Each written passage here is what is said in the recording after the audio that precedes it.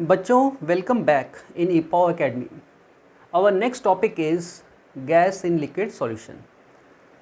जैसे कि हम लोगों ने लास्ट लेक्चर में पढ़ा था solid in liquid solution, that is a one type of liquid solution. This is a second type of liquid solution that is called gas in liquid solution. इसमें हम लोग क्या करते हैं, सॉल्यूट जो कि गैस फॉर्म में होता है उसको हम लोग मिक्स करते हैं लिक्विड में जो कि होता है सॉल्वेंट। ओके, तो नाउ यहाँ पे हम लोग एक सॉल्वेंट लेंगे जो कि लिक्विड स्टेट में है, तो हमको यहाँ पे बीकर लेना पड़ेगा। Okay, suppose we take a water here, that is aqueous solvent. Now we try to mix any gas in this.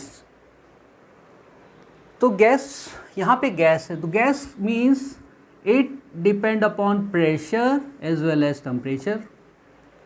तो गैस हमारा इजीली मिक्स नहीं होगी, इसमें हमको कुछ ना कुछ प्रेशराइज करना पड़ेगा, यानी कि low temperature and high pressure.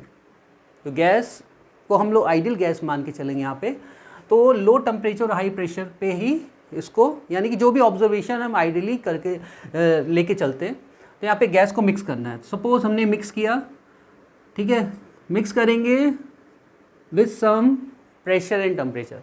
तो यहाँ पे जनरली अगर हम को मिक्स करनी है कोई भी गैस, तो यहाँ पे हम लोग इस तरीके का सेटअप बनाते हैं, पिस्टन ले लेते हैं और यहाँ पे हम लोग प्रेशर अप्लाई करेंगे और this is a liquid surface और ये आपका जो है एम्प्टी सरफेस, एम्प्टी स्पेस है, यहाँ पे गैस के मॉलिक्यूल्स है सपोज। अब हमको इस गैस के जो मॉलिक्यूल्स हैं या गैस है, इसको हमको मिक्स करना है इन अ वाटर। तो क्या करना पड़ेगा, we have to apply pressure. जब हम लोग प्रेशर अप्लाई करेंगे तो जो मॉलिक्यूल्स हैं वो आपस में एक दूसरे से इंटरेक्ट करेंगे और यहाँ पे फिर फर्दर प्रेशर अप्लाई करेंगे on the surface of the gas और फिर वो एंटर करेंगे inside the liquid. So in this way gas mix in water only when we apply a pressure. Okay, तो यहाँ पे जैसे हम पहले पढ़ रहे थे कि यहाँ पे गैस को वाटर में हम मिक्स कर रहे हैं तो होमोजीनियस सॉल्यूशन बनेगा, और जैसे जैसे नंबर ऑफ गैस मॉलिक्यूल्स यहाँ पे इंक्रीज़ होते रहेंगे, वो जो सॉल्यूशन है वो सैचुरेटेड सॉल्यूशन बनने की तरफ जाएगा। तो यहाँ पे एक पॉइंट आएगा जहाँ पे आएगा डायनेमिक इक्विलिब्रियम, और उस केस में हमारा जो सॉल्यूशन है वो बन जाता है सैचुरेटेड सॉल्यूशन। अब सैचुरेटेड सॉल्यूशन का हम लोग फाइंड करना चाहते हैं कंसंट्रेशन। तो जैसे पहले बताया था, कंसंट्रेशन हम लोग फाइंड कर सकते हैं बाय अ सॉल्युबिलिटी। ठीक है, we have to find the solubility, and in case of gas in liquid solution solubility हम लोग डिफाइन करते हैं या एक्सप्रेस करते हैं by two methods. First is called molarity, that is called capital M, और second is called mole fraction.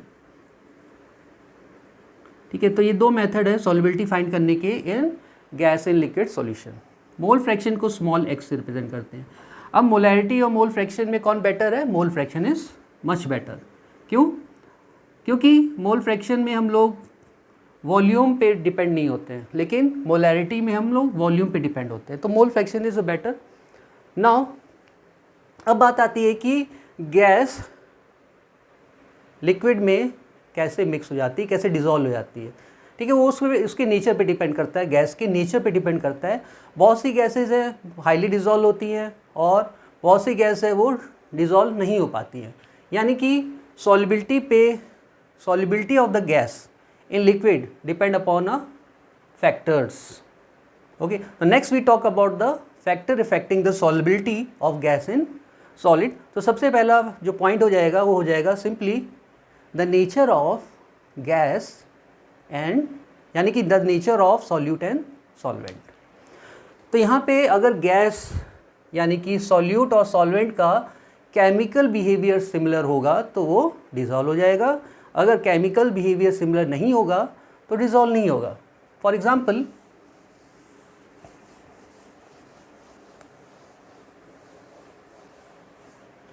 ठीक है, तो next topic is factor affecting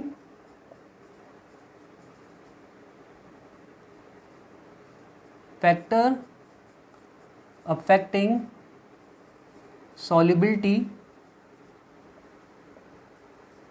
in gas in liquid solution. तो पहला तो फैक्टर है नेचर ऑफ सॉल्यूट जो कि गैस है एंड सॉल्वेंट लिक्विड। जैसे हमको पता है हाइड्रोजन, ऑक्सीजन और नाइट्रोजन गैस ये बहुत ही कम मिक्स होती है वाटर में, लेस डिजॉल्व इन वाटर, ठीक है। जबकि अमोनिया, कार्बन डाइऑक्साइड और HCl gas is highly dissolve in water. तो ये क्यों होता है? क्योंकि उसका नेचर पे डिपेंड करता है। सॉल्यूट यानी गैस और सॉल्वेंट यानी कि it may be a water that is aqueous और एनी नॉन एक्वस सॉल्वेंट। तो this is a first point, first factor. अब इन फैक्टर्स को हम आगे चल के देखेंगे कि जो नेचर ऑफ द सॉल्यूट है गैस का वो किस पे डिपेंड होता है, हेनरीज कांस्टेंट। इसके बाद एक आएगा लॉ आएगा जो कि होता है हेनरीज कांस्टेंट, ठीक है, वो प्रेशर पे डिपेंड करता है। तो ये पहला तो ये है कि nature of the solute and solvent. इसके बाद आता है टेम्परेचर।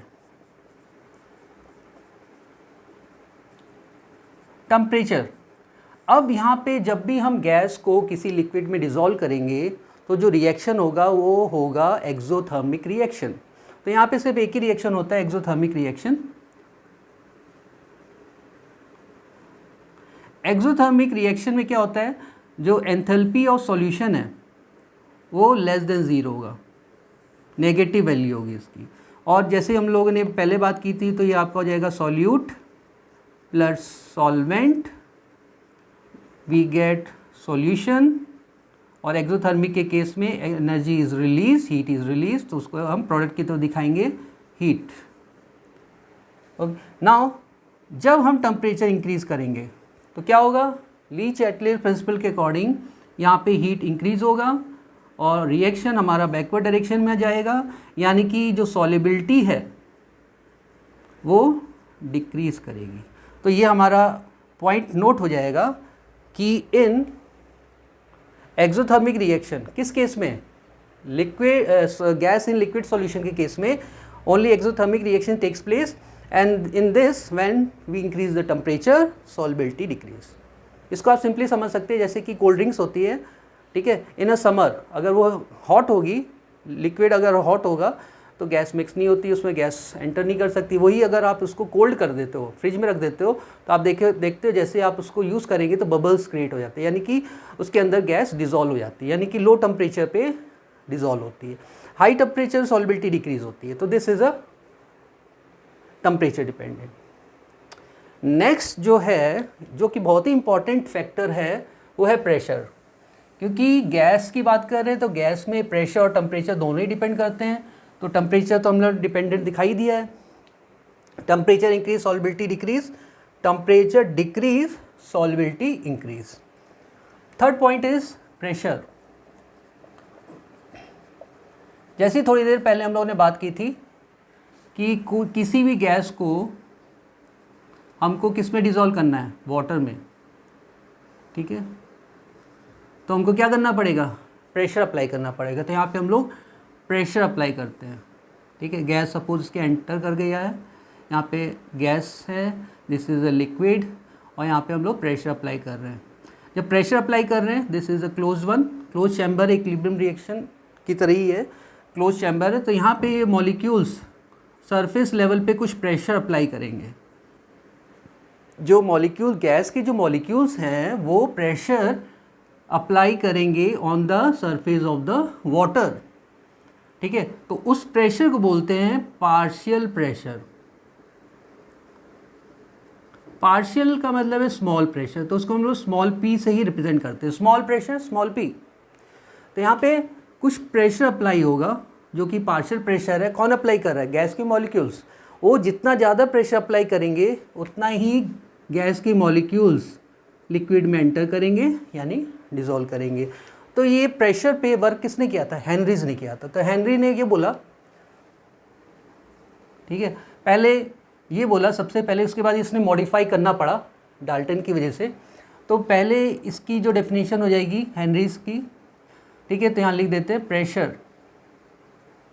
हेनरीज ने वर्क किया था और अपना लॉ दिया था, हेनरीज लॉ, बाद में मॉडिफाई किया था।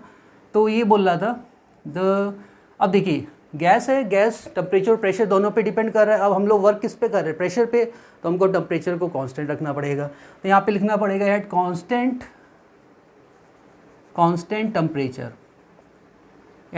Temperature the solubility of gas, ठीक है, is directly proportional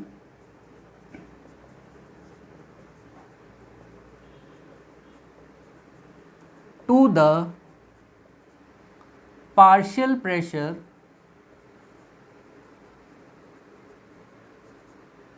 of gas। इस तरीके से हेनरीज ने पहले बताया था किसी भी गैस की जो सॉल्युबिलिटी है वो डायरेक्टली प्रोपोर्शनल हो जाएगी partial pressure of the gas. लेकिन उसी समय एक और पर्सन थे, वो भी इस पे वर्क कर रहे थे, काम कर रहे थे, जिनका नाम था डाल्टन्स।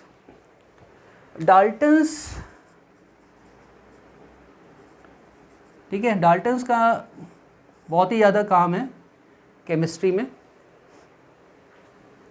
इन्होंने क्या किया? इन्होंने कहा नहीं, डायरेक्टली प्रोपोर्शनल नहीं है, इट इज़ अ फंक्शन। तो उसने बोला द सॉल्युबिलिटी ऑफ गैस।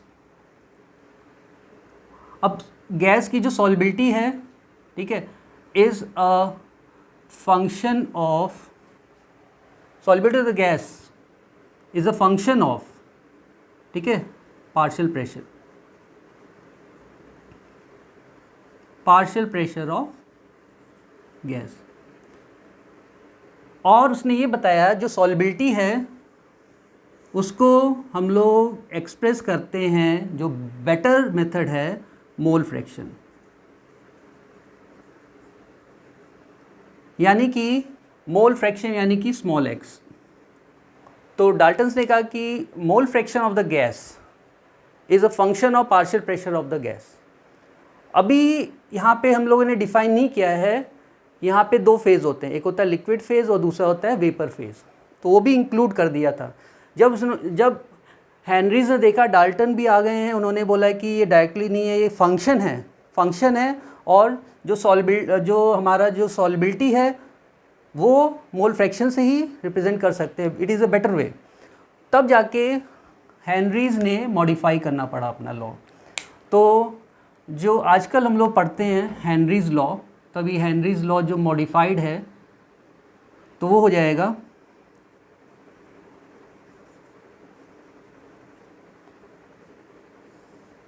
ठीक है, उसका एक्सप्रेशन सिंपल हो जाएगा P directly proportional to X। उसने क्या कहा?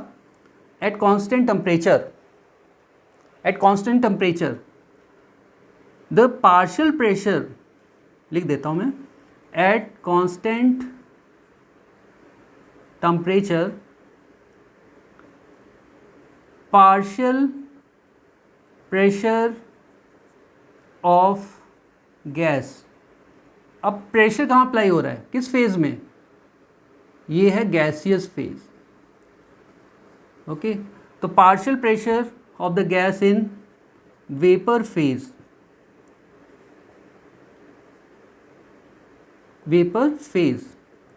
Is directly proportional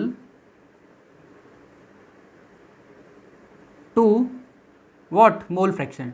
Directly proportional to the mole fraction in which medium? In liquid phase. In liquid phase. So this is a correct statement after introduction of Dalton's. तो Dalton's आए, Henrys को थोड़ा सा सही किया, तो हेनरीज ने अपना एक लॉ बना दिया। तो तो यहाँ पे partial pressure of the gas in vapour phase is directly proportional to the mole fraction of the gas in liquid phase. यानी कि यहाँ पे गैस के जो मॉलिक्यूल लिक्विड फेज में आ जाते हैं तो उसको रिप्रेजेंट करते हैं mole fraction, that is a solubility, solubility को मोल फ्रैक्शन से रिप्रेजेंट कर रहे हैं, तो that is called directly proportional to the mole fraction of in liquid phase. तो यहाँ पे small p is directly proportional to x हो जाएगा, और यहाँ पे डायरेक्ट प्रोपोर्शनैलिटी कांस्टेंट जो हो जाएगा वो हो जाएगा KH, Henrys constant, Henrys constant. अब ये जो हेनरीज कांस्टेंट KH है ये किस पे डिपेंड करता है, नेचर ऑफ गैस, ठीक है। गैस यानी कि बहुत सी गैसेस ज़्यादा सॉल्युबल हैं, कुछ कम है, तो वो किस पे डिपेंड कर रहा है, KH। अब देखते हैं जो हेनरीज कांस्टेंट KH है उसका रोल क्या है सॉल्युबिलिटी में, ठीक है। तो ये सिंपल हेनरीज लॉ है, ये एक्सप्रेशन हो गया, ये डेफिनेशन होगी, आप लिख सकते हैं इजीली। तो small p is called partial pressure in vapour phase and small x is the mole fraction in liquid phase. Now अब हम इसको एक्सप्रेस करेंगे ग्राफिकली।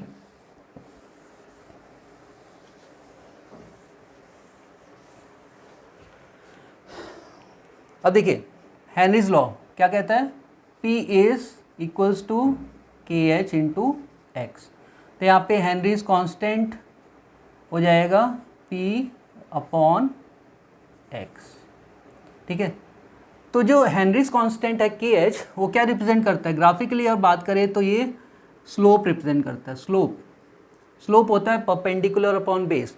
तो जो प्रेशर है वो परपेंडिकुलर हो गया, बेस हो गया x, मोल फ्रैक्शन। तो यहाँ पे ग्राफ बना सकते हैं,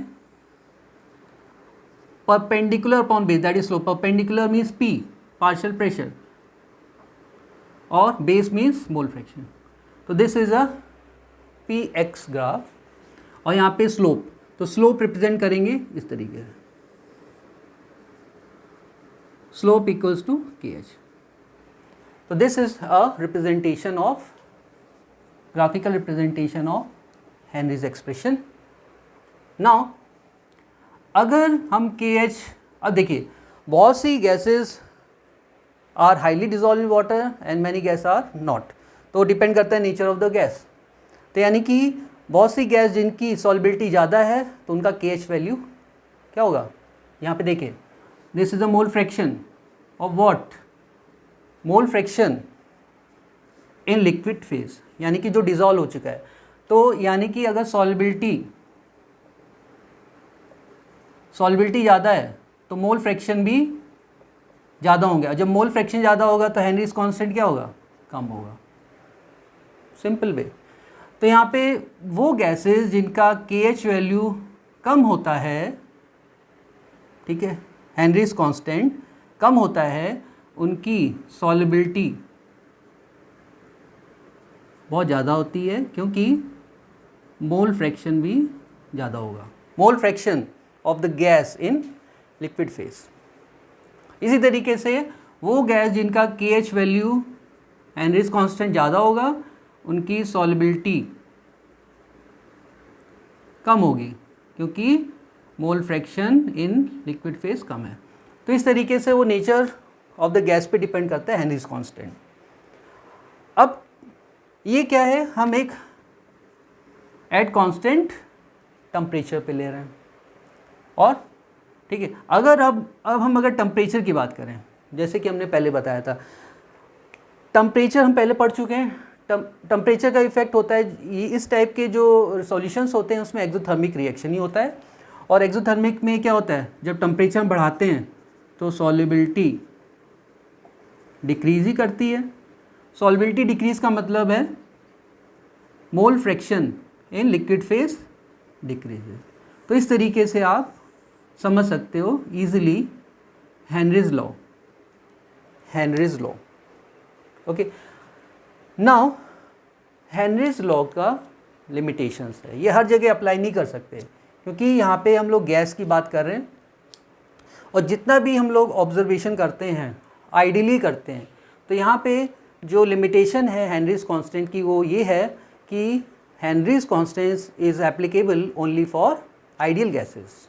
जैसे आइडियल गैसेस यानी कि ये किसको फॉलो करना चाहिए, Boyle's law, Charles law, ideal gas equation को, ठीक है। तो पहला यही हो जाएगा लिमिटेशन की it is applicable only for ideal gas. तो नेक्स्ट हो जाएगा फैक्टर्स के बाद limitations.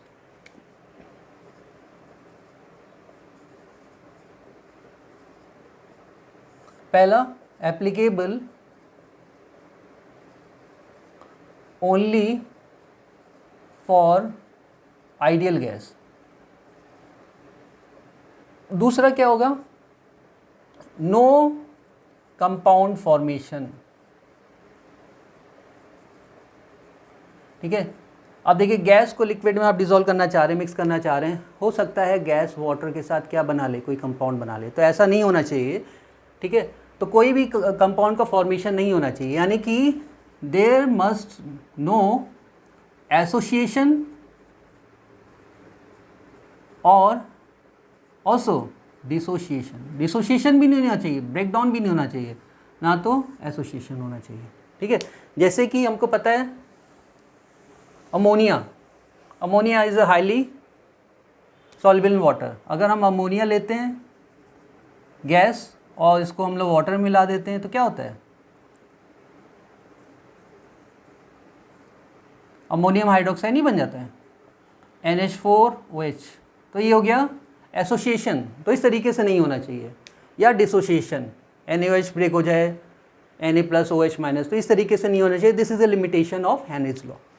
So this is about gas in liquid solutions, and the main point here is the effect of pressure, because here we talk about gases, and in pressure we talk about Henry's law, and Henry's law is a very important law, that is P equals to KH into X. Here KH is called nature of the gas, nature of the gas, ठीक है। और ये statement हो गया at constant temperature partial pressure of the gas in vapour phase is directly proportional to the mole fraction of the gas in liquid phase.